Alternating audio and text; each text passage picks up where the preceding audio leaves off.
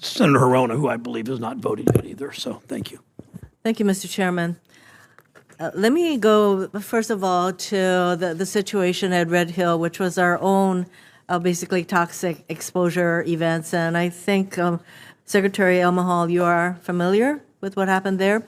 As we talk about loss of data, et cetera, and the need to coordinate between DOD and VA, these are thousands and thousands of people who were exposed to jet fuel leaks at Red Hill. And it occurs to us that there should be a way for some kind of tracking and tracing of the health issues attendant to this exposure while they're currently in active service, as well as presumably they're going to become veterans. So is this something that you all are already doing something with the DOD to make sure that all these people who experience this exposure are not lost? So I think, Ms. Theriot, you also talked about the need to coordinate records, health records with DOD. So can you just talk a little bit about how you expect to keep track of all these people?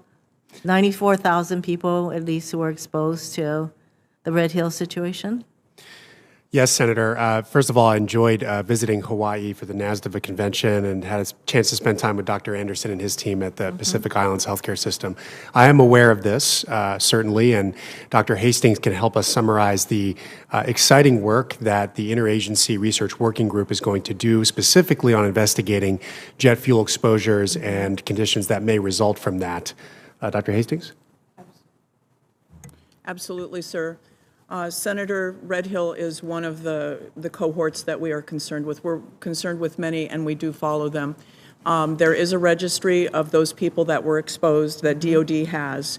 We meet monthly with the Deployment Health Working Group, and though it says Deployment Health, we also cover garrison exposures. Those exposures at Red Hill would fit into that. And this is a cohort that we will follow into the future. And this will be decades of following it, but that is what my office does routinely.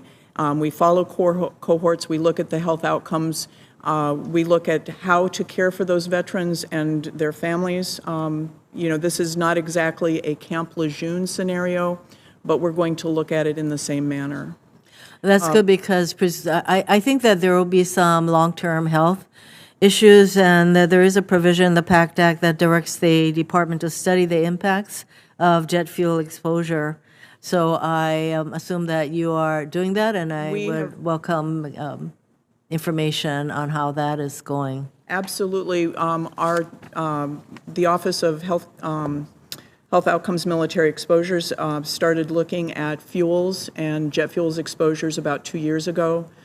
We have already completed some of that preliminary work, and thank you very much for the PACT Act that expands that and allows us to work with the National Academy. We are very excited by this work. It is important. It is jet fuels, are what the military runs on, and we have to know more about them, and we are doing that. Definitely, because I hear from individuals and families who had all kinds of health issues that clearly needs to be tracked.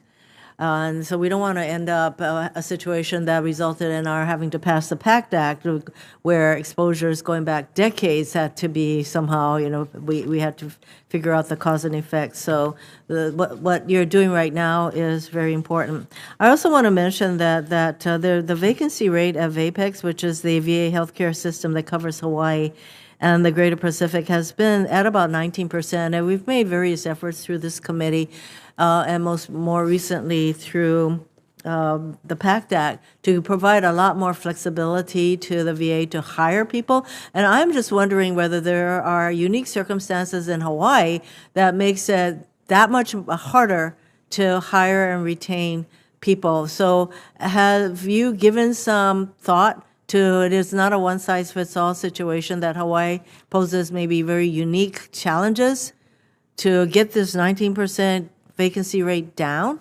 You look as though you're wanting to say something, Mr. Secretary.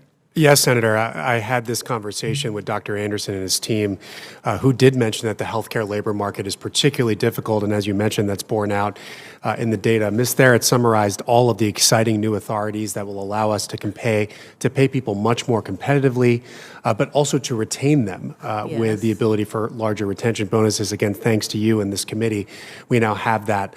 I also had a conversation about how we could work better with the Tripler Army-based staff and allow even more services to be shared with them, and had a chance to come back and address that with the Health Executive Committee and DOD.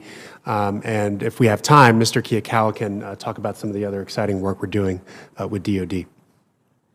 Well, my main question is, I think that there are some very unique circumstances that in Hawaii that we have to get creative in how you all are going to take care of all the veterans, especially as we are expanding the number of people who will come for VA care, including specialized care for women veterans, and there are whole ranges of different kinds of care, and really we need to get this vacancy rate down.